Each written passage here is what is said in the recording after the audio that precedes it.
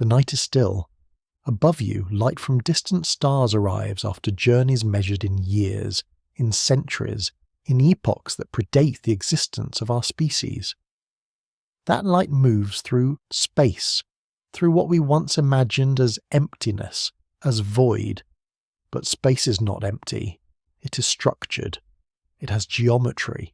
It bends, stretches, and carries within it the fundamental rules that govern how matter moves, how energy flows, and how time itself unfolds differently depending on where you stand in the cosmos. Space is not a stage. It is a participant. In 1915, Albert Einstein published his general theory of relativity, and with it, he redefined our understanding of the universe. He showed that space and time are not separate, static backdrops against which events occur. They are woven together into a single fabric, space-time, and that fabric is shaped by mass and energy. A star does not simply exist in space, it warps the space around it. The Sun, for instance, creates a gentle depression in space-time, and the Earth follows the curve of that depression, tracing what we call an orbit. Gravity, in this view, is not a force pulling objects together. It is the geometry of space-time itself, bent by the presence of mass.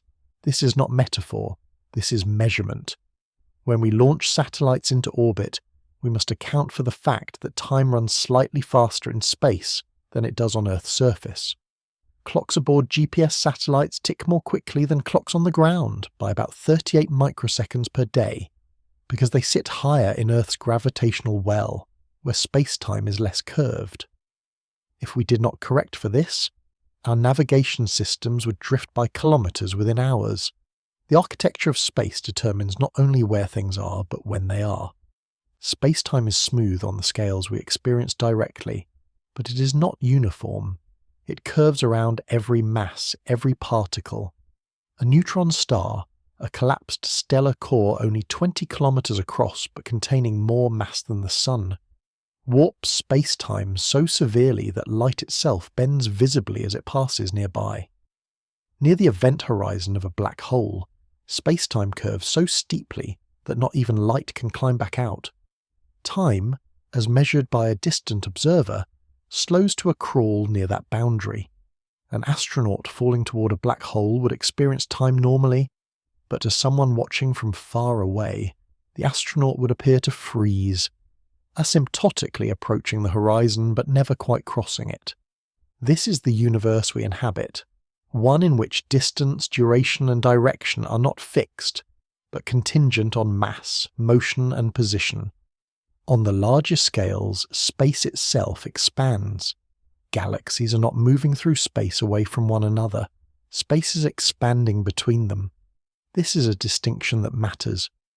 When we observe a galaxy billions of light years away, we see it as it was billions of years ago. Not only because light takes time to travel, but because the space through which that light has travelled has been stretching the entire time. The wavelength of the light stretches with it, shifting toward the red end of the spectrum. This redshift is not caused by the galaxy's motion through space, but by the expansion of space itself.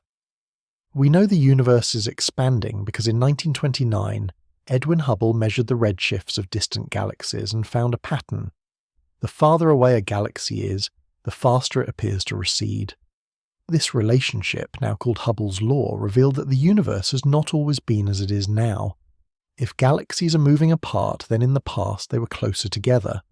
Trace that expansion backward far enough, and you arrive at a state of extraordinary density and temperature, the origin we call the Big Bang. Space has been expanding for approximately 13.8 billion years. It began from a state we do not yet fully understand, a singularity perhaps, though our physics breaks down under those conditions, and it has been growing ever since. But space does not expand into anything. There is no surrounding void into which the universe inflates. Space itself is the thing that is expanding. The universe may be infinite, or it may curve back on itself in ways we cannot yet perceive, but in either case, there is no edge, no boundary, no outside. This expansion is not uniform in its effects. On small scales, within galaxies, within solar systems, within atoms, gravity and electromagnetic forces hold structures together.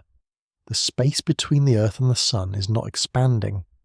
The atoms in your body are not drifting apart. Expansion becomes significant only across vast distances, where the cumulative stretching of space overcomes local gravitational binding. Galaxy clusters are held together by gravity, but the space between clusters grows wider with time. In 1998, astronomers discovered something unexpected. They were measuring the brightness of distant supernovae, exploding stars of a type that always reach the same peak luminosity, and they found that the expansion of the universe is not slowing down, as had been assumed. It is accelerating.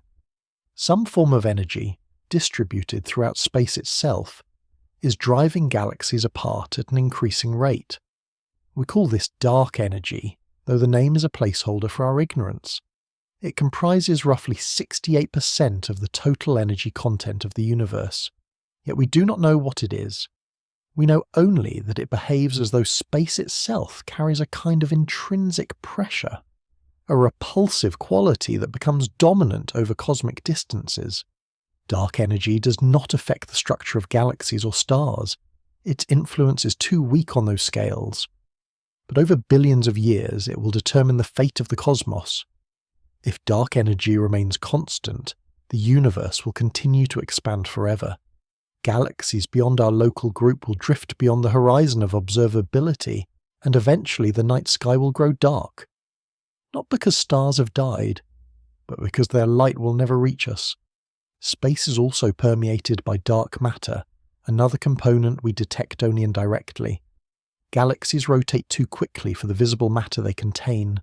Stars at the outer edges of spiral galaxies move at speeds that should fling them into intergalactic space, unless there is far more mass present than we can see. That unseen mass, dark matter, accounts for about 27% of the universe's total mass energy.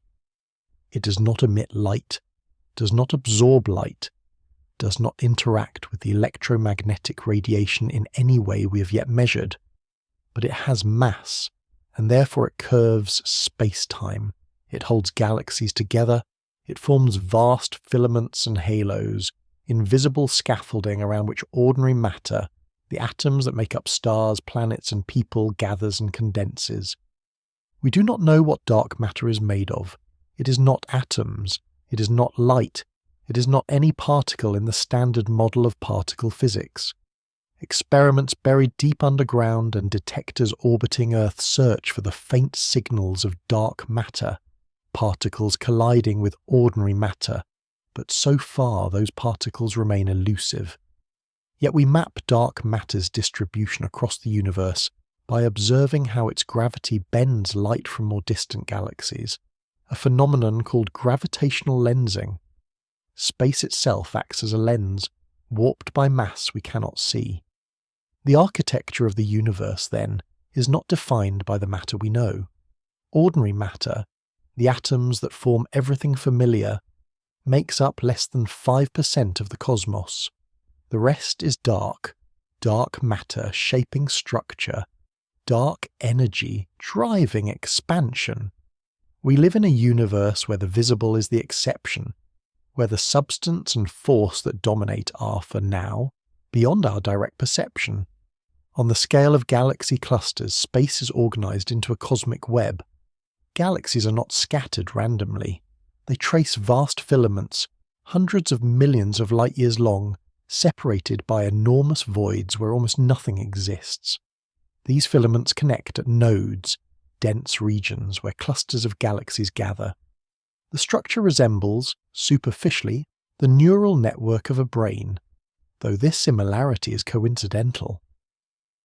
The web formed because early in the universe's history, tiny fluctuations in density, quantum ripples stretched to cosmic size during a rapid inflationary expansion, seeded regions where gravity could pull matter together. Over billions of years, those seeds grew into galaxies, clusters, and the filamentary structure we observe today. The universe is homogeneous on the larger scales. Look at a volume of space 1 billion light-years across, and it looks much like any other such volume. There are no privileged locations, no cosmic centres. This uniformity is both profound and puzzling. How did regions of space billions of light-years apart, which have never been in contact, regions from which light has not had time to travel since the Big Bang, end up at nearly the same temperature, the same density? Inflation offers an answer. Those regions were once close enough to equilibrate, then were driven apart faster than light during a brief, exponential expansion in the universe's first fraction of a second. Space, then, is not merely where things happen. It is an evolving, structured medium.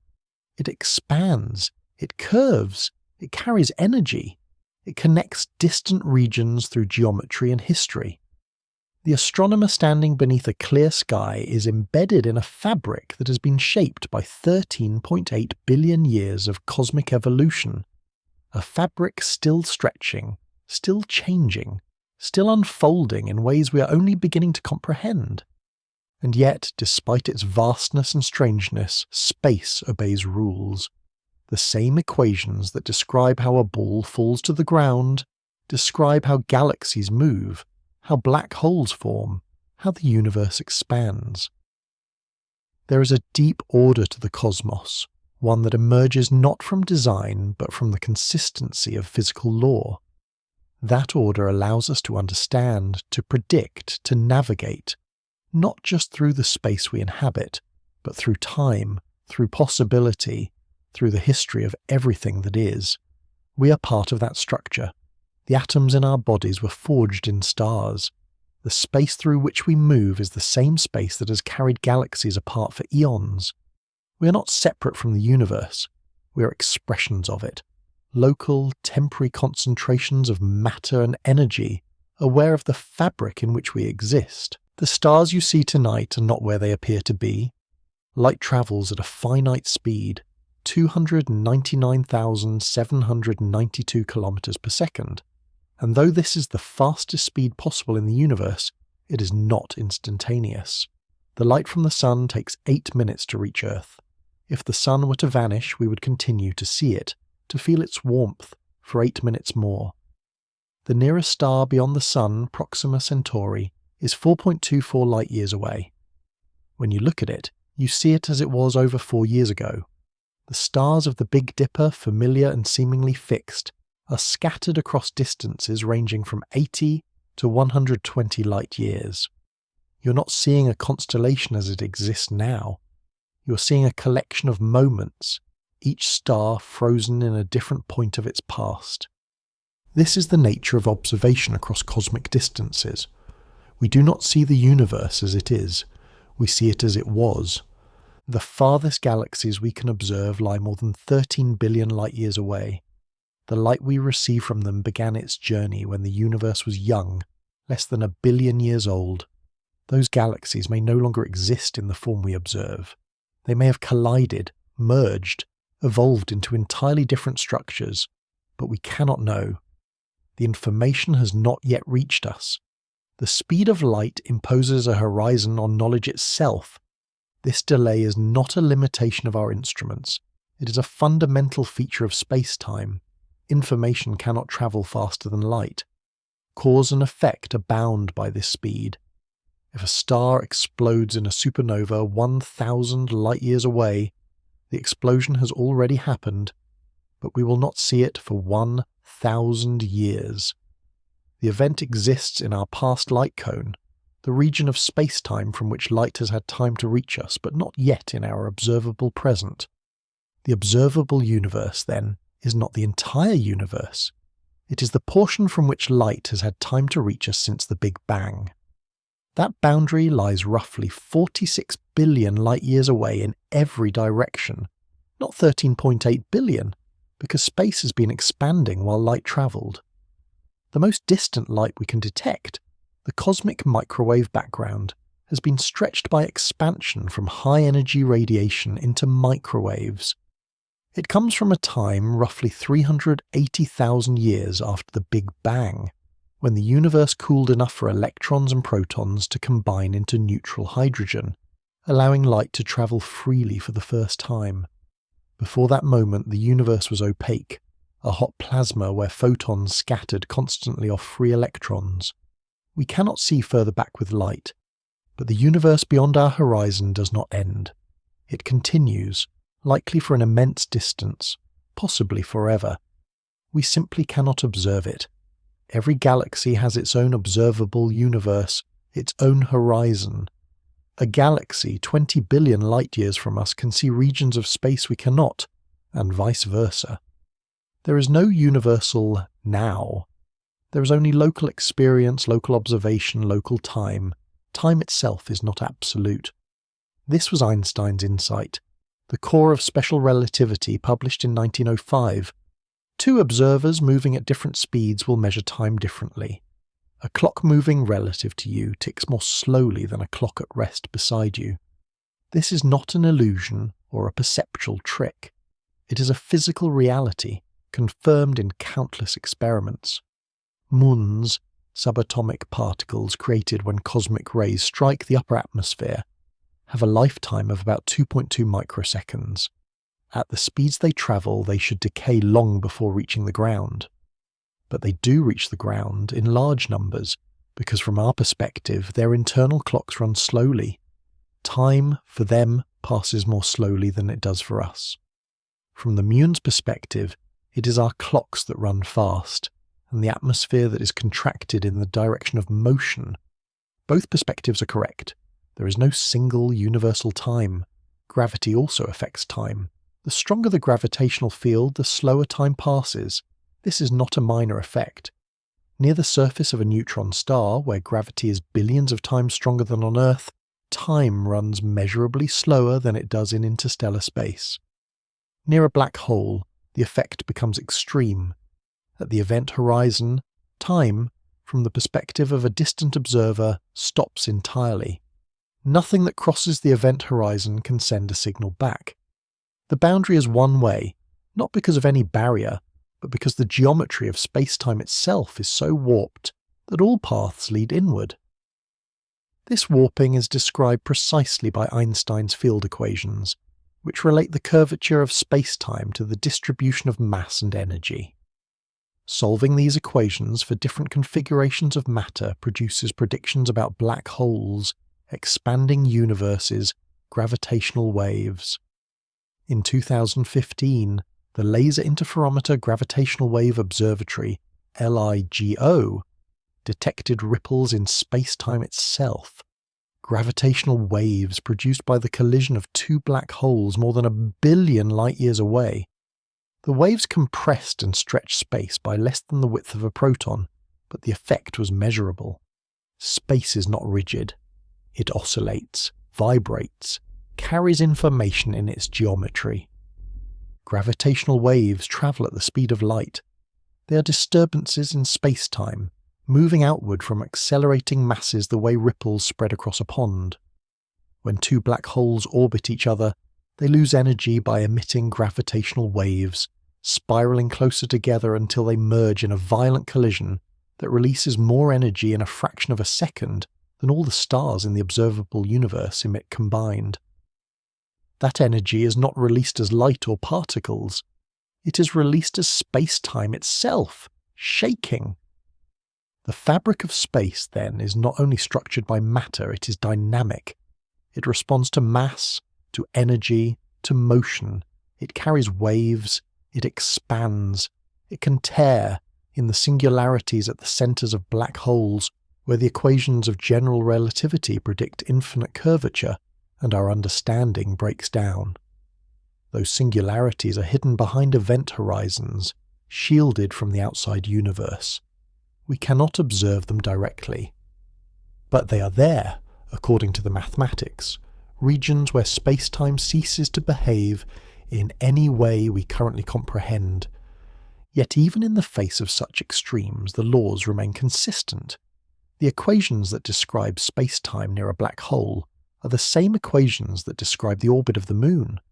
The difference is only in the degree of curvature, the intensity of the field. The universe does not have separate rules for the extreme and the ordinary.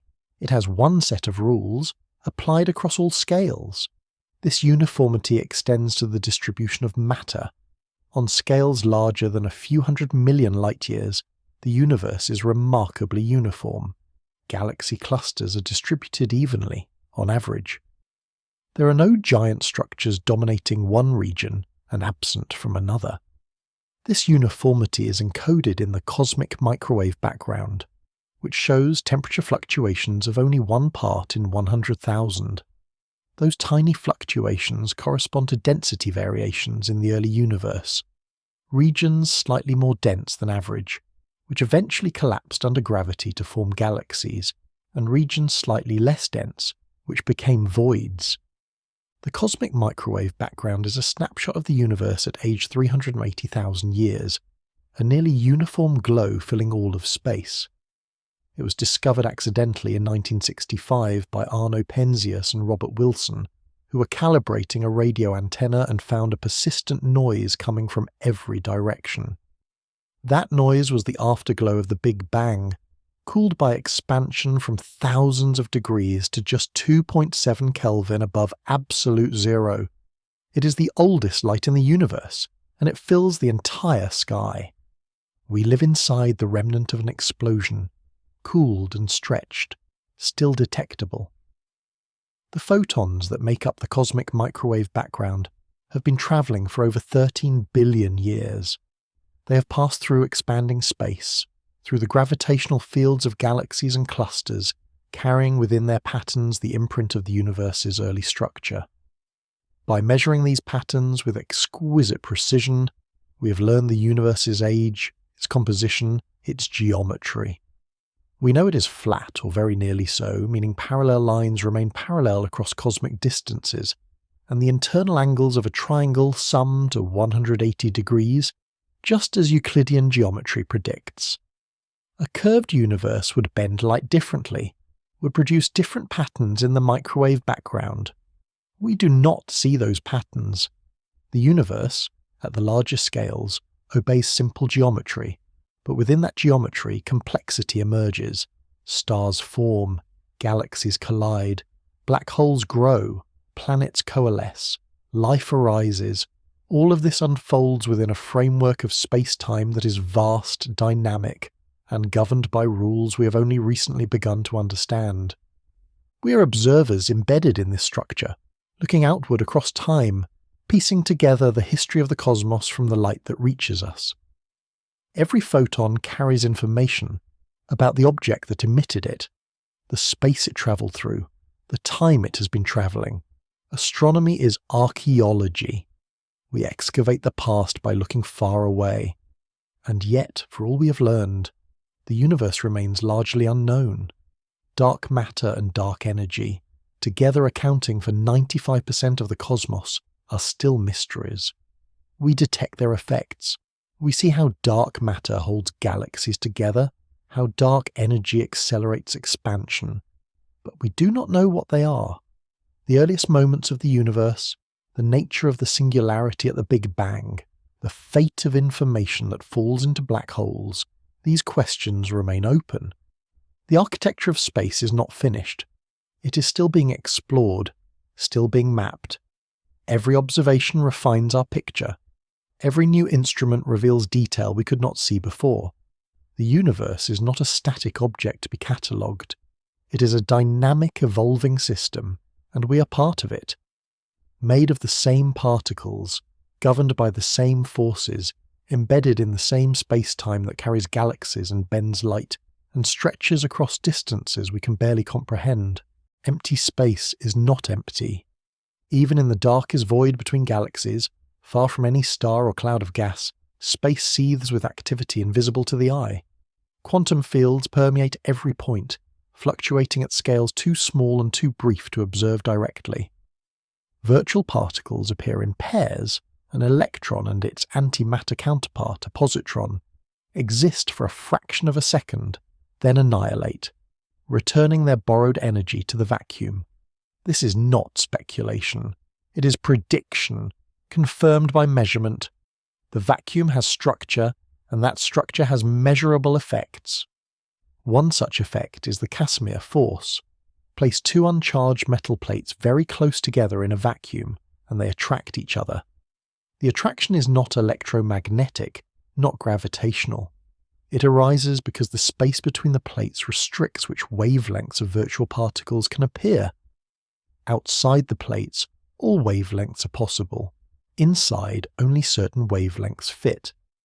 The imbalance in quantum fluctuations creates a pressure pushing the plates together. The effect is tiny, measurable only at distances of micrometers, but it is real. The vacuum exerts force. Quantum field theory describes the universe not as particles moving through space, but as excitations in fields that fill all of space. The electromagnetic field, the electron field, the quark fields, each extends everywhere, and what we call particles are localized ripples in these fields. An electron is a persistent excitation in the electron field. A photon is a quantum of the electromagnetic field. These fields are fundamental. The particles are emergent. This view resolves certain paradoxes. Light, for instance, behaves both as a wave and as a particle, depending on how it is measured. This duality perplexed physicists for decades, but if light is an excitation in the electromagnetic field, the duality is natural. The field propagates as a wave. Its energy comes in discrete packets, quanta, which we detect as photons. There is no contradiction. There is only one phenomenon, observed in different ways. The quantum nature of fields imposes limits on what can be known. Heisenberg's uncertainty principle states that certain pairs of properties, position and momentum, energy and time, cannot both be measured with arbitrary precision. The more precisely you know a particle's position, the less precisely you can know its momentum, and vice versa. This is not a limitation of measurement technique. It is a consequence of the wave nature of matter. A particle is not a point. It is a wave packet spread across space, and that spread introduces intrinsic uncertainty. This uncertainty has profound implications. It means the vacuum is never truly still.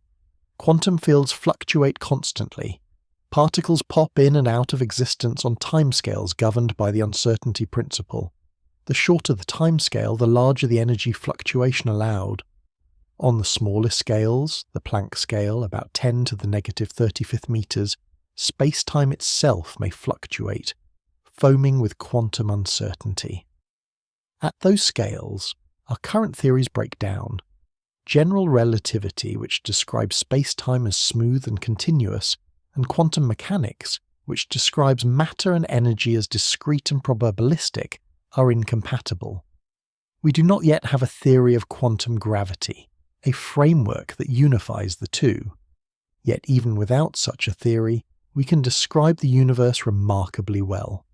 Quantum field theory, combined with general relativity, accounts for nearly every phenomenon we observe. The standard model of particle physics describes the electromagnetic, weak and strong nuclear forces, and the particles that carry them. Photons mediate electromagnetism.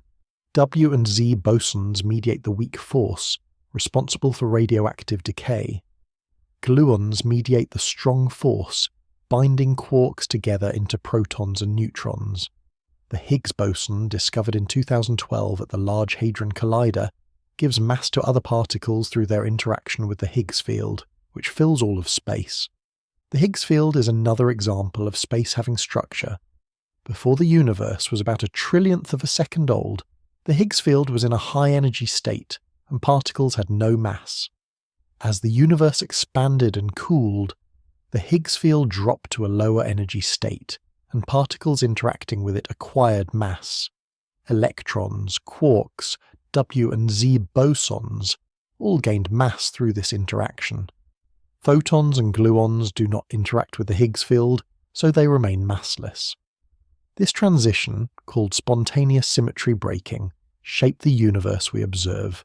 Without it, atoms could not form, stars could not ignite, life could not exist. The forces themselves are unified at high energies. At everyday temperatures, electromagnetism and the weak nuclear force appear distinct.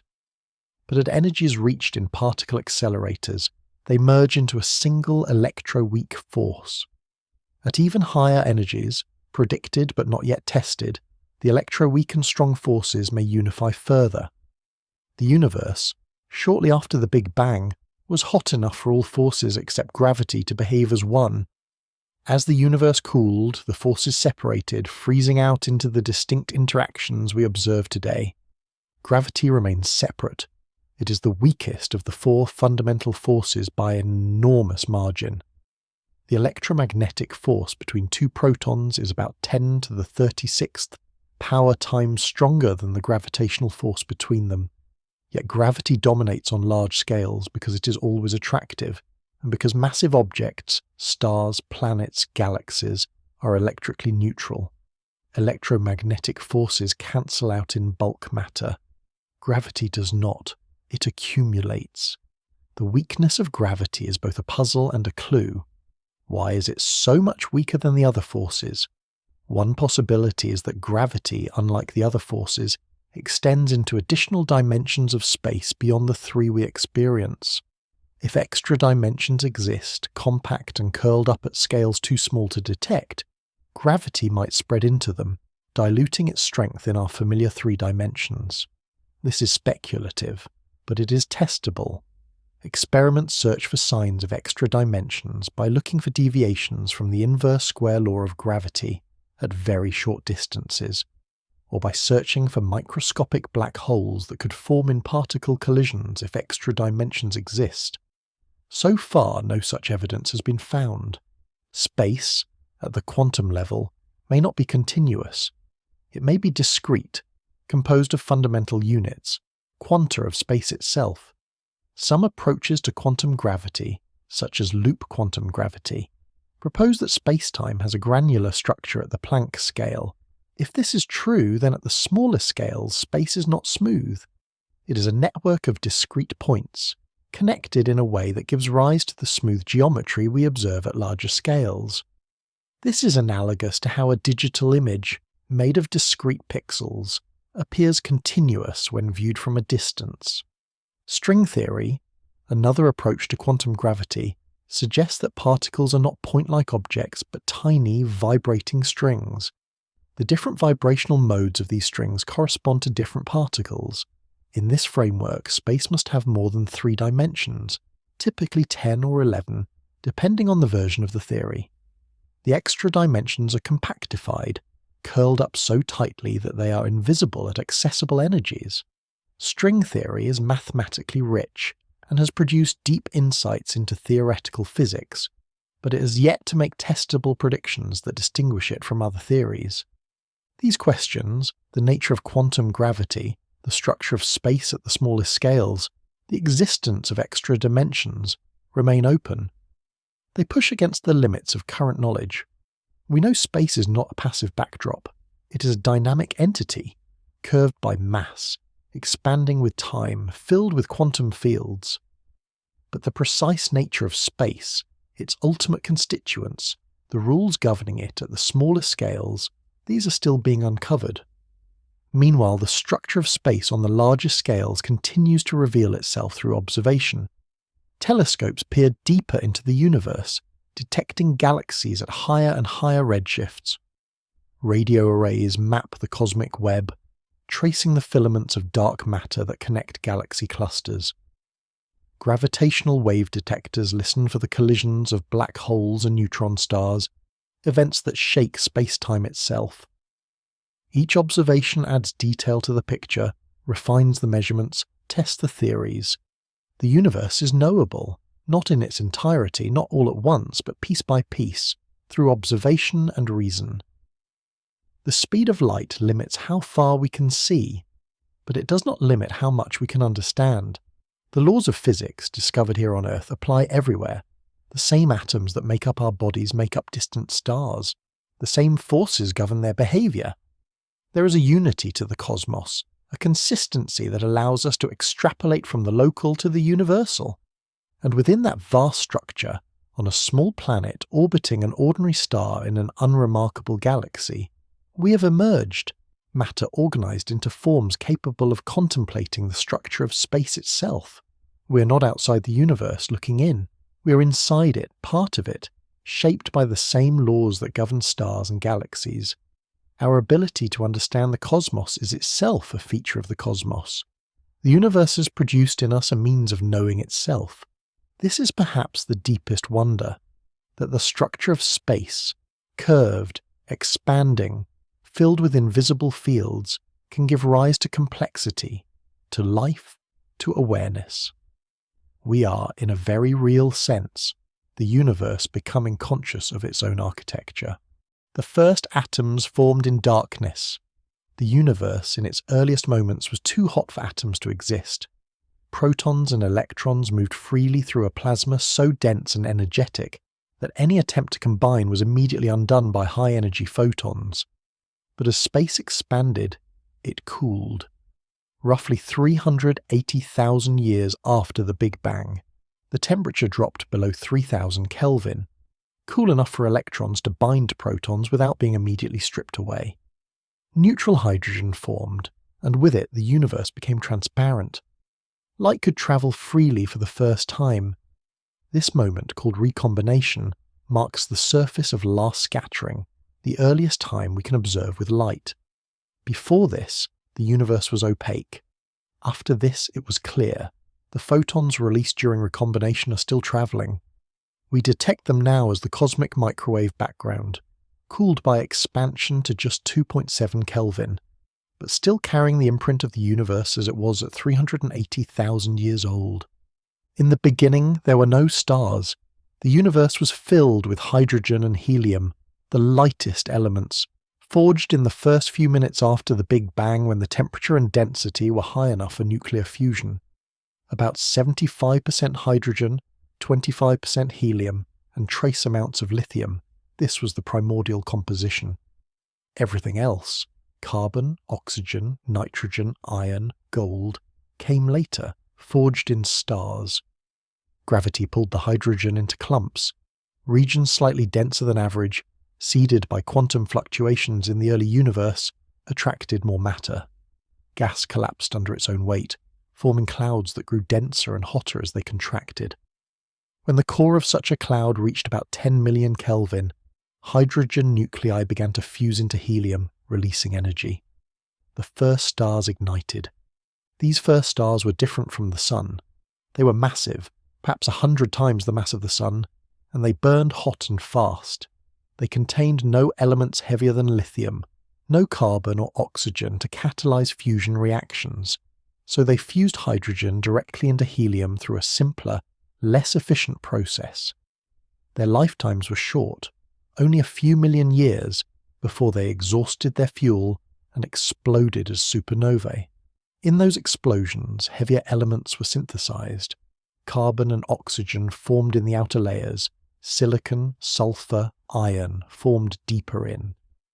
The most massive elements, gold, platinum, uranium, formed in the final moments of collapse or in the collisions of neutron stars. The debris from these explosions scattered into space, enriching the gas clouds from which the next generation of stars would form. Each generation of stars built on the previous one, gradually increasing the abundance of heavy elements. The Sun is a third-generation star, perhaps later. It formed about 4.6 billion years ago from a cloud of gas and dust already enriched with the remnants of earlier stars. The carbon in your cells, the calcium in your bones, the iron in your blood, all were forged in stars that lived and died before the Sun existed. Stars do not merely produce light, they produce matter. The periodic table is a record of stellar evolution. Hydrogen and helium came from the Big Bang. Everything else came from stars. We are quite literally made of stardust. The process of stellar nucleosynthesis is well understood. In the core of a star like the Sun, hydrogen fuses into helium through the proton-proton chain. 4 hydrogen nuclei combine through a series of steps to form one helium nucleus, releasing energy in the form of gamma rays. This energy diffuses outward, taking thousands of years to travel from the core to the surface, where it escapes as visible light. The pressure from this radiation balances the inward pull of gravity, keeping the star stable. When a star exhausts the hydrogen in its core, it contracts. The core heats up, and if the star is massive enough, helium begins to fuse into carbon and oxygen. The outer layers expand, and the star becomes a red giant. In even more massive stars, the core continues to contract and heat, fusing carbon into neon and magnesium, neon into oxygen and silicon, silicon into iron. Each stage releases less energy than the previous one, and each stage proceeds more quickly. Silicon fusion, the final stage before collapse, lasts only a few days. Iron is the end of the line. Fusing iron requires energy rather than releasing it. Once a star's core is composed of iron, fusion stops. The core loses the pressure support that held it up against gravity, and it collapses in less than a second. The collapse is catastrophic. Electrons are forced into protons, forming neutrons and releasing neutrinos. The core becomes so dense, denser than an atomic nucleus, that it rebounds, sending a shock wave outward through the star. The shock wave blows the outer layers into space in a supernova explosion visible across galaxies. What remains is either a neutron star, a sphere of neutrons 20 kilometers across with a mass greater than the Sun, or, if the core is massive enough, a black hole. Neutron stars are among the densest objects in the universe. A teaspoon of neutron star material would weigh about 1 billion tons on Earth. They spin rapidly, sometimes hundreds of times per second, and their magnetic fields are trillions of times stronger than Earth's. Some emit beams of radio waves that sweep across space like lighthouse beams. We detect these as pulsars, regular pulses of radiation with clockwork precision. Black holes form when the core's mass exceeds about 3 times the mass of the Sun. At that point, no known force can prevent complete gravitational collapse. The core shrinks to a point, a singularity, and space-time curves so steeply that not even light can escape beyond a certain radius, the event horizon. From the outside, the black hole appears as a region of space from which nothing emerges, but matter and energy falling in do emit radiation, visible just before they cross the horizon. Accretion disks of superheated gas spiral into black holes, glowing intensely in X-rays. Supermassive black holes, millions to billions of times the mass of the Sun, reside at the centres of most galaxies, including our own. The Milky Way's central black hole, Sagittarius A star, has a mass of about 4 million suns. We've observed stars orbiting it, their motion revealing the immense mass concentrated in a region smaller than the solar system. In 2019, the Event Horizon Telescope produced the first direct image of a black hole's shadow, the silhouette of the event horizon against the glowing accretion disk of the supermassive black hole in the galaxy M87. The image matched predictions from general relativity with extraordinary precision. Black holes are not cosmic vacuum cleaners. They do not pull in everything around them. Objects in stable orbits around a black hole remain in orbit, just as planets orbit the Sun. It is only material that ventures too close, crossing the event horizon, that is lost. And even then, the information about what fell in may not be entirely lost. Hawking radiation, a quantum effect predicted by Stephen Hawking in 1974, suggests that black holes slowly evaporate, emitting particles due to quantum fluctuations near the event horizon. Over immense timescales, vastly longer than the current age of the universe, even black holes will decay. The life cycle of stars, then, is a cycle of creation and destruction. Stars form from gas clouds enriched by previous generations. They fuse light elements into heavier ones, producing energy that lights the cosmos. They die in explosions that scatter newly forged elements into space, seeding the next generation. The process has been ongoing for over 13 billion years, gradually increasing the complexity of the universe. Planets form from the leftover material around young stars. The disk of gas and dust surrounding a newborn star, called a protoplanetary disk, slowly coalesces under gravity. Dust grains stick together, forming pebbles, then boulders, then planetesimals kilometers across. These collide and merge, growing into protoplanets. The process is chaotic. Collisions can shatter objects or melt them. Planets migrate inward or outward as they interact gravitationally with the disk and with each other. The Earth formed this way about 4.5 billion years ago from the debris of earlier stars. It was bombarded by asteroids and comets, which delivered water and organic molecules. The Moon likely formed from debris ejected when a Mars-sized object collided with the young Earth. The surface was molten, the atmosphere thick with vaporized rock and metal. Over millions of years, the planet cooled. Water condensed, forming oceans. The atmosphere changed composition as gases dissolved in the oceans and as life, eventually, began to alter the chemistry of the surface. Life on Earth is built from the products of stellar nucleosynthesis. Carbon forms the backbone of organic molecules. Nitrogen and oxygen are essential to proteins and nucleic acids. Phosphorus is part of DNA and ATP, the molecule that stores energy in cells. Sulfur, iron, calcium, all are necessary for life as we know it.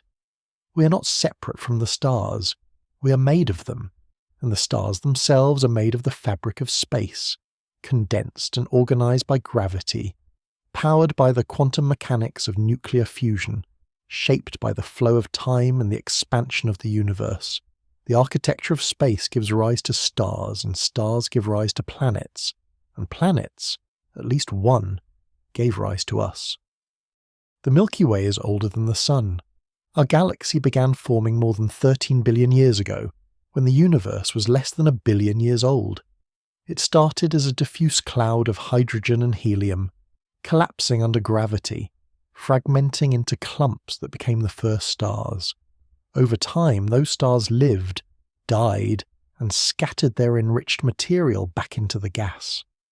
New stars formed, generation after generation, gradually building the spiral structure we observe today. The Milky Way contains roughly 200 to 400 billion stars. They are not distributed uniformly. Most reside in a flat disk, about 100,000 light-years across and a few thousand light-years thick. Within that disk, stars, gas and dust are organized into spiral arms, broad, sweeping curves that rotate around the galactic center. The Sun lies about 26,000 light-years from the center, in a minor spur between two major arms. It takes roughly 230 million years to complete one orbit around the galaxy. Since the Sun formed 4.6 billion years ago, it has completed about 20 orbits. The spiral arms are not fixed structures. They are density waves, regions where stars and gas are temporarily compressed as they move through. A star does not stay in a spiral arm. It drifts in and out as it orbits the galaxy, spending only a fraction of its orbital period within an arm. The arms themselves rotate, but at a different speed than the stars. This is why the arms persist. If they rotated with the stars, they would wind up and disappear within a few orbits. Instead, they are waves in the density of matter, maintained by the gravitational influence of the galaxy's mass distribution. At the center of the Milky Way lies a supermassive black hole, Sagittarius A star. It is quiet compared to the black holes at the centers of some other galaxies. It does not consume vast amounts of material, does not power brilliant jets of radiation. But it is there, betrayed by the motion of stars around it. Astronomers have tracked stars in tight orbits around the galactic center, some completing an orbit in as little as 16 years. The mass required to bend their paths so sharply is undeniable. 4 million times the mass of the Sun, concentrated in a region smaller than Mercury's orbit. Most large galaxies contain supermassive black holes at their centers. The relationship between the mass of the black hole and the mass of the galaxy's central bulge is remarkably consistent. Larger galaxies have larger black holes. This suggests that black holes and galaxies grow together, influencing each other's evolution. When gas falls into a supermassive black hole, it releases tremendous energy, sometimes enough to blow material out of the galaxy entirely, halting star formation. This feedback may regulate how large galaxies grow. Galaxies are not isolated. They interact, collide, merge. The Milky Way is currently absorbing several smaller galaxies, tearing them apart through tidal forces. Streams of stars from these galaxies wrap around the Milky Way like ribbons, tracing their paths inward. In about 4 billion years, the Milky Way will collide with Andromeda, the nearest large spiral galaxy, about 2.5 million light-years away. The two galaxies will pass through each other, their stars intermingling but rarely colliding. Space between stars is vast. Gravity will pull them back together, and they will merge over hundreds of millions of years, eventually forming a single, larger elliptical galaxy. Elliptical galaxies are smooth, featureless, dominated by old stars. They lack the gas and dust needed to form new stars. Their shapes range from nearly spherical to highly elongated. They form primarily through galaxy mergers, events that disrupt spiral structure and scramble stellar orbits. The stars in an elliptical galaxy move in random directions, unlike the orderly rotation of stars in a spiral disk. Between galaxies lies the intergalactic medium, a thin gas of hydrogen and helium, enriched slightly with heavier elements expelled from galaxies by supernovae and stellar winds. This gas is not uniformly distributed. It follows the cosmic web, tracing the filaments of dark matter that connect galaxy clusters. In the densest regions where filaments intersect, the intergalactic medium is hot, millions of degrees, and emits X-rays. This hot gas contains more ordinary matter than all the stars in all the galaxies combined. Most of the atoms in the universe are not in stars or planets. They are in the space between galaxies, diffuse and invisible except through their effect on light and X-rays. Dark matter scaffolds this structure. Galaxies form within dark matter halos, vast, roughly spherical clouds of dark matter that extend far beyond the visible stars. These halos are several times larger than the galaxies they contain. The Milky Way's dark matter halo extends perhaps 1 million light-years from the galactic center, encompassing the entire local group of galaxies, including Andromeda. We detect the dark matter through its gravitational influence, through the rotation speeds of stars and gas in the galaxy's outer regions, and through the motion of satellite galaxies orbiting the Milky Way. The distribution of dark matter determines where galaxies form. Simulations of cosmic structure formation start with the distribution of matter shortly after the Big Bang, encoded in the tiny fluctuations of the cosmic microwave background. Gravity amplifies those fluctuations. Denser regions attract more matter, growing denser still. Over billions of years, the initial smooth distribution collapses into a web of filaments, nodes, and voids. Galaxies form at the nodes and along the filaments, wherever dark matter halos are dense enough to trap gas and allow stars to form. These simulations reproduce the large-scale structure of the universe with remarkable fidelity. The positions of galaxy clusters, the shapes of voids, the filamentary web, all match observations, but the simulations require dark matter. Without it, structure does not form quickly enough. The universe would be far smoother, far less organized than it actually is. Dark matter is necessary to explain the cosmos we observe. Yet within galaxies, mysteries remain. Simulations predict that large galaxies like the Milky Way should be surrounded by thousands of small satellite galaxies. We observe only a few dozen. This is the missing satellite problem, and it is not yet fully resolved. Perhaps many satellites are too faint to detect. Perhaps the process of galaxy formation is more complex than simulations capture, with feedback from supernovae and black holes preventing gas from collapsing into stars in small halos. Or perhaps our understanding of dark matter is incomplete. There are alternatives to dark matter. Modified gravity theories propose that the laws of gravity change on large scales, or at low accelerations, producing effects that mimic dark matter. But these theories struggle to explain the full range of observations. They work well for some phenomena, like the rotation curves of galaxies, but fail to account for others, such as the distribution of matter in galaxy clusters or the patterns in the cosmic microwave background. Dark matter, despite being invisible and unidentified, remains the simplest explanation that fits all the data. The search for dark matter continues.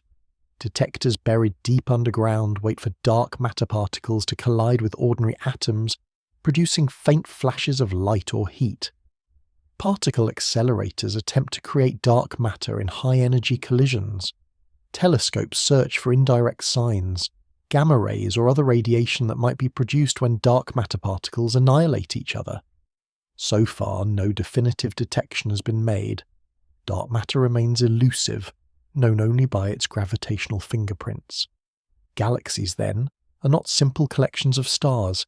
They are dynamic systems, evolving over billions of years, shaped by dark matter, driven by gravity, regulated by black holes and supernovae, colliding and merging in a slow cosmic ballet. The Milky Way itself is a product of this evolution, assembled from smaller galaxies, still growing, still changing. And within the Milky Way, in a quiet region of the disk, orbits a yellow dwarf star, the Sun, surrounded by 8 planets, countless smaller bodies, and a thin haze of dust. This is our solar system, a minor structure within the galaxy, itself a minor structure within the cosmic web. Yet it is here, in this unremarkable corner of space, that life emerged, that complexity arose, that awareness developed. The architecture of the universe is hierarchical. Atoms form molecules, molecules form planets, planets orbit stars, stars cluster into galaxies, galaxies gather into groups and clusters, clusters connect through filaments spanning hundreds of millions of light years. At each scale, structure emerges from the interplay of forces, gravity pulling matter together, radiation and expansion pushing it apart, dark matter providing the scaffolding, dark energy driving the whole system to expand ever faster. We see this structure not because we are outside it, but because we are within it. We are observers embedded in the hierarchy, part of the matter that condensed from the cosmic web, forged in stars, organized into planets, evolved into life. Our perspective is local, limited by the speed of light and the age of the universe, but it is sufficient. The laws we discover here apply everywhere. The patterns we observe are universal. The Milky Way, vast as it is only one galaxy among hundreds of billions. Each of those galaxies contains billions of stars, many with planets, many of those planets potentially harboring conditions suitable for life. We do not yet know if life arose elsewhere. We do not yet know if awareness exists beyond Earth. But the ingredients are common. The chemistry is universal. The processes that led to life here, stellar nucleosynthesis, planet formation, chemical evolution, occur throughout the cosmos. We are not separate from the architecture of the universe. We are part of it, shaped by it, products of its structure and its history. And in contemplating that architecture, in mapping its dimensions, in understanding its rules, we participate in the universe's deepest project, knowing itself. Time moves forward, but the universe remembers. Every photon that reaches your eye carries a history. The light from the sun left its surface 8 minutes ago, but the energy that powers it began as gamma rays in the core, produced by fusion reactions that convert mass into energy. Those gamma rays scattered through the dense solar interior, absorbed and re-emitted countless times, taking roughly 100,000 years to reach the surface. By the time they emerge as visible light, they have been transformed, cooled, their journey a record of the sun's structure and composition. Light from distant stars tells older stories. Betelgeuse, a red supergiant in the constellation Orion, lies about 650 light-years away. The light you see from it tonight left when Galileo was alive, when the telescope was newly invented, when humanity was just beginning to understand that the Earth orbits the Sun. Betelgeuse itself is near the end of its life, It has exhausted most of its fuel, swollen to a size that would engulf the inner planets if placed where the Sun is. It will explode as a supernova, perhaps within the next 100,000 years, perhaps tomorrow. When it does, it will briefly outshine every other star in the night sky. But we will not know until the light reaches us, and when it does, the explosion will already be centuries in the past. The universe does not have a single present moment. It has many, layered across space-time, separated by the distance light must travel. Simultaneity is local. What we call now is confined to a small region of space. Beyond that region, now is ambiguous, defined only relative to a particular observer. An astronaut travelling at high speed experiences time differently than someone at rest. Events that appear simultaneous to one observer may occur in sequence to another. There is no universal clock, no cosmic reference frame. Time is woven into the fabric of space-time, as flexible and relative as space itself. Yet within this relativity, there is order. The laws of physics are the same everywhere. The speed of light is constant. Cause precedes effect. Information cannot travel backward in time, cannot move faster than light. These constraints give structure to the universe, even as they prevent us from knowing it all at once. The expansion of the universe imposes another limit. Space is expanding, and the farther away an object is, the faster it recedes from us. At some distance, objects recede faster than the speed of light, not because they are moving through space at that speed, but because space itself is expanding. This defines the cosmic horizon, the boundary beyond which light has not had time to reach us and never will. Galaxies beyond this horizon are forever invisible. They exist, but we cannot observe them. The universe beyond the horizon may be infinite, may be filled with galaxies and stars and perhaps life, but we will never know. Our observable universe is finite, bounded not by an edge, but by time and expansion. This horizon is not fixed. It grows as the universe ages. Light that could not reach us in the past may reach us in the future. But as dark energy accelerates expansion, the rate of horizon growth slows. Eventually, the horizon will stop expanding altogether. Galaxies beyond our local group will cross it, one by one, disappearing from view, not because they cease to exist, but because the space between us and them is expanding too quickly for light to bridge the gap. Billions of years from now, if intelligent beings exist in the Milky Way, they will look out and see a much emptier sky. The cosmic microwave background will have redshifted into undetectability. The evidence for the Big Bang, for expansion, for the existence of other galaxies will have faded. Future astronomers may conclude that they live in a static, solitary galaxy, surrounded by an eternal void. They will be wrong, but the evidence to prove them wrong will no longer be accessible. We live in a fortunate era. The universe is old enough to have formed stars, galaxies, planets, and life, but young enough that the evidence of its history is still visible. The cosmic microwave background is still detectable. Distant galaxies are still observable. The light from the early universe has had time to reach us, but it has not yet redshifted beyond detection. We occupy a brief window in cosmic time when the universe can be understood. This understanding has come slowly. For most of human history, the universe was thought to be small and unchanging. The stars were fixed on a celestial sphere, eternal and immutable. The earth was the centre, and everything revolved around it. This view was overturned piece by piece through observation and reason. Copernicus showed that the earth orbits the sun. Galileo's telescope revealed moons orbiting Jupiter, proving that not everything circles the earth. Kepler found that planets move in ellipses, not perfect circles. Newton discovered that the same force that pulls an apple to the ground holds the planets in their orbits. In the early 20th century, astronomers discovered that the Milky Way is not the entire universe. The fuzzy patches of light called nebulae, long thought to be clouds of gas within our galaxy, were revealed to be galaxies in their own right. Island universes, millions of light years away. Hubble's observation of their redshifts showed that the universe is expanding. Einstein's general relativity provided the framework to understand that expansion. Quantum mechanics revealed the behavior of atoms and subatomic particles, the mechanisms of fusion, the nature of light and matter. Each discovery expanded the known universe and refined our place within it. We are not at the centre. We are not unique in kind. The Earth is one planet among many, orbiting one star among hundreds of billions, in one galaxy among hundreds of billions. The elements that compose us are common. The forces that govern us are universal. The laws of physics apply equally in the Andromeda Galaxy as they do on Earth. Yet despite this cosmic mediocrity, we are remarkable. We are matter that has become aware of itself.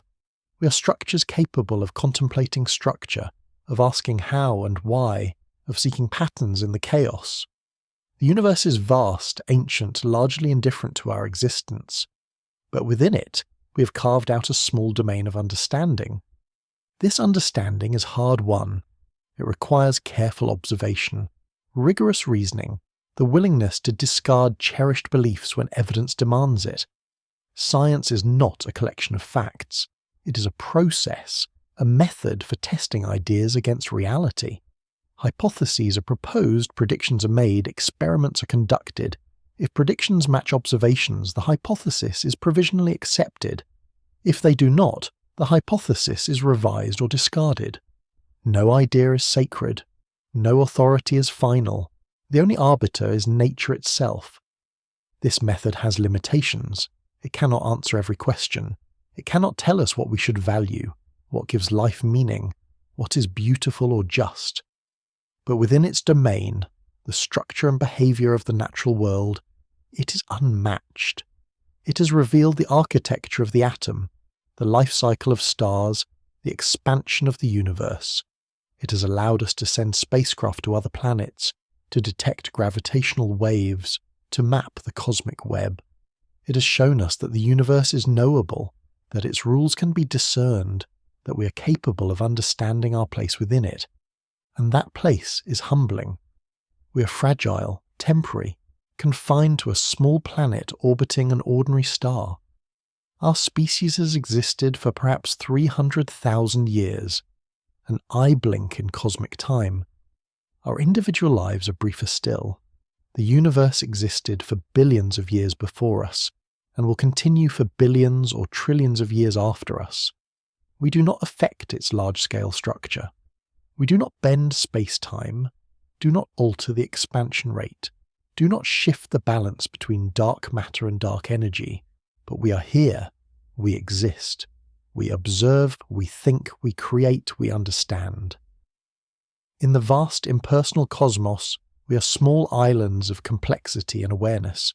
The universe has given rise to structures, stars, galaxies, planets, and on at least one planet, those structures have organized into forms capable of reflecting on the whole. We are the universe looking back at itself, asking how it came to be, what it is made of, where it is going. This perspective, this cosmic view, does not diminish us. It enlarges us.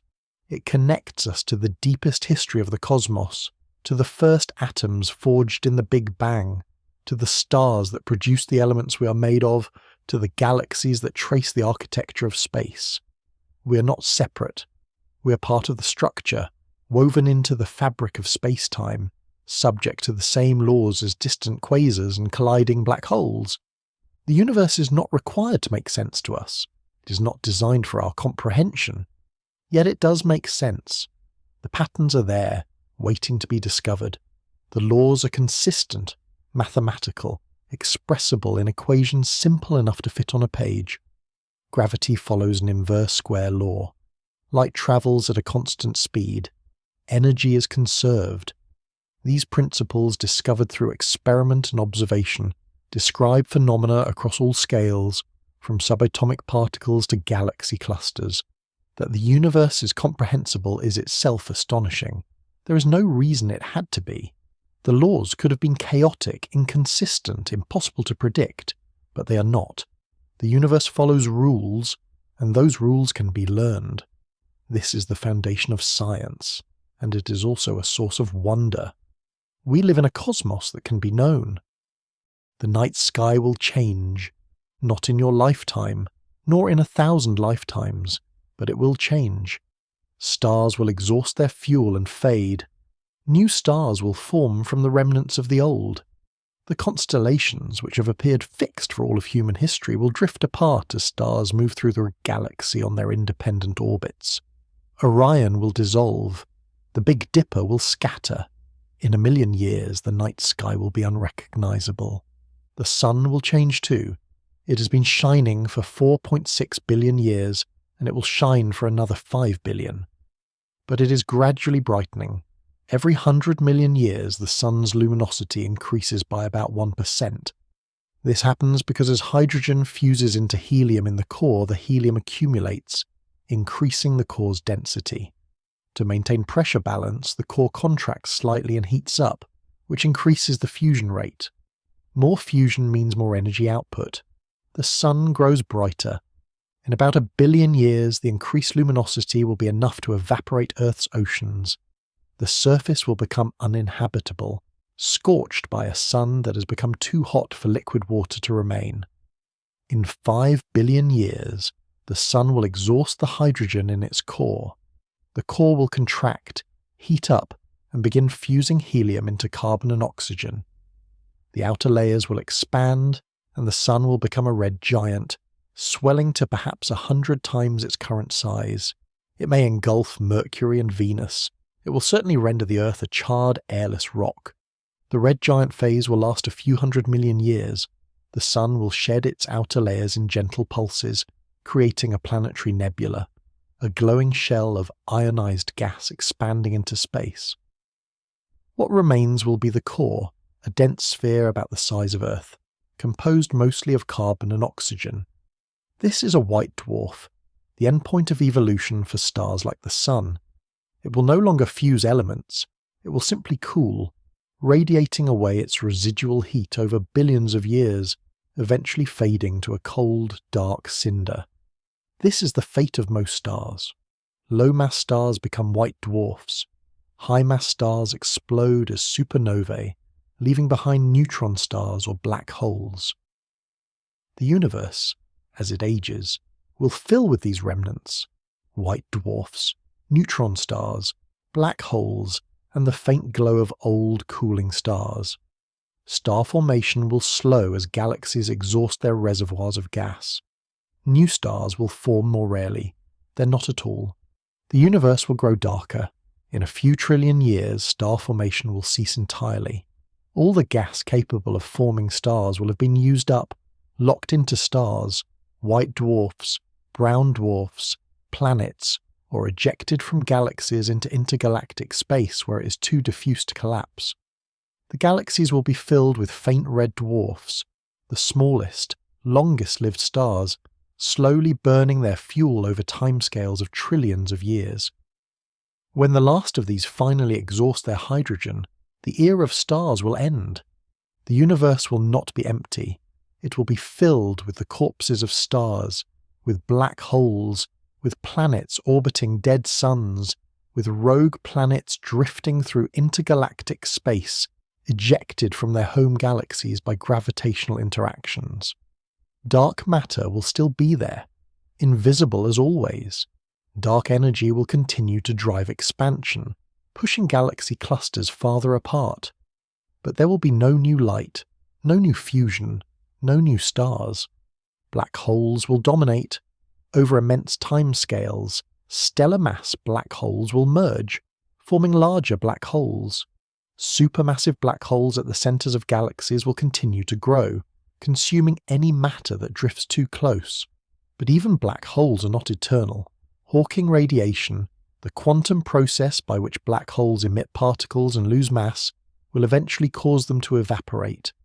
A black hole with the mass of the Sun will take about 10 to the 67th power years to evaporate, a number so large it defies intuition, far longer than the current age of the universe.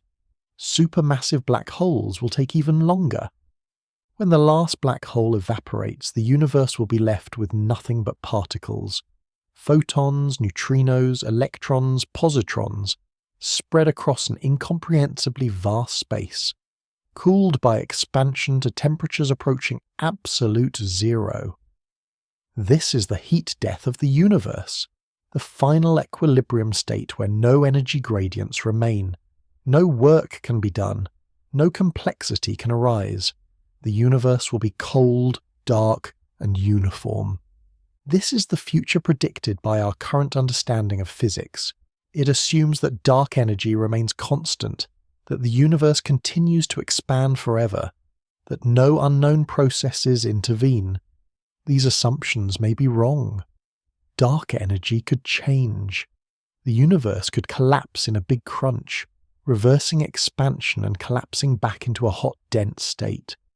Or the fabric of space itself could destabilize, triggering a vacuum decay that propagates at the speed of light, transforming the universe into something entirely different. We do not know, but we do know this.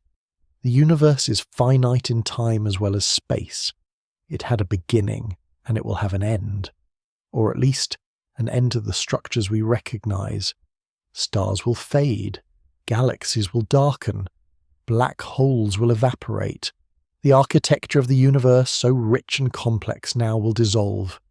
Yet here, now in this brief interval between the Big Bang and the heat death, the universe is alive with light and motion. Stars burn, galaxies collide, planets orbit. Life exists. We are here, aware, capable of understanding. The knowledge we have gained is not diminished by the universe's eventual fate. The laws we have discovered remain true. The structure we have mapped is real. The history we have traced is accurate. We are temporary, but what we have learned is not. It is woven into the patterns of the cosmos, into the equations that describe how matter and energy behave, into the observations recorded and passed down through generations, and there is still more to learn. We do not know what dark matter is. We do not know what dark energy is. We do not have a complete theory of quantum gravity. We do not fully understand how galaxies form, how black holes grow, how life began. The universe is not a closed book. It is an open question, and every answer reveals new questions beneath. This is the nature of understanding. It is not a destination, but a process, an ongoing dialogue between our ideas and the reality we observe. We propose explanations, we test them, we refine them. Slowly, incrementally, the picture becomes clearer. The universe is vast, complex, full of phenomena we have not yet detected, and processes we have not yet understood. But it is not unknowable. It is not beyond comprehension. It follows rules, and those rules can be uncovered. We stand on a small planet, looking outward, using instruments we have built and theories we have developed to map the architecture of space and time. We measure the distances to galaxies, the masses of black holes, the age of the universe. We detect the faint glow of the Big Bang, the ripples in space-time from colliding black holes, the subtle bending of light by dark matter. We are observers, embedded in the cosmos, using the laws of physics to understand the whole. This perspective, the cosmic perspective, changes how we see ourselves. We are not separate from the universe. We are part of it, products of its evolution, subject to its laws. The atoms in our bodies were forged in stars. The molecules in our cells follow the same chemistry that governs distant nebulae. The forces that bind atoms together, that allow neurons to fire, that enable thought and awareness, these are the same forces that shape galaxies and govern the expansion of space. We are made of the universe, and the universe has made us capable of understanding it. This is not an accident. It is a consequence of the way complexity emerges from simplicity, the way structure arises from the interplay of forces, the way evolution builds upon what came before. The universe has produced stars, and stars have produced the elements, and the elements have assembled into planets, and on at least one planet, they have organized into life, and life has evolved the capacity to think, to wonder, to ask questions. And so we find ourselves here, beneath a sky filled with light from distant stars, contemplating the architecture of space and time. The universe is vast, indifferent, governed by laws that operate without regard for us. But it is also beautiful, ordered, knowable. It is a place where complexity can arise, where life can emerge, where awareness can develop. We are small, temporary, confined to a tiny corner of the cosmos, but we are also participants, observers, part of the ongoing process by which the universe comes to know itself. In understanding the structure of space, the curvature of space-time, the expansion of the cosmos, the life cycle of stars, we participate in something larger than ourselves. We connect to the deepest history of the universe, to the first moments after the Big Bang, to the formation of the first atoms, to the ignition of the first stars. The architecture of the universe is not complete. It is still unfolding, still being shaped by gravity and expansion, by dark matter and dark energy, by processes we have only begun to understand. But we are here now, in this moment, capable of observing it, of mapping it, of comprehending it. The night is still. The stars shine as they have for billions of years, as they will for billions more. And beneath them we stand, aware, curious, part of the fabric we seek to understand.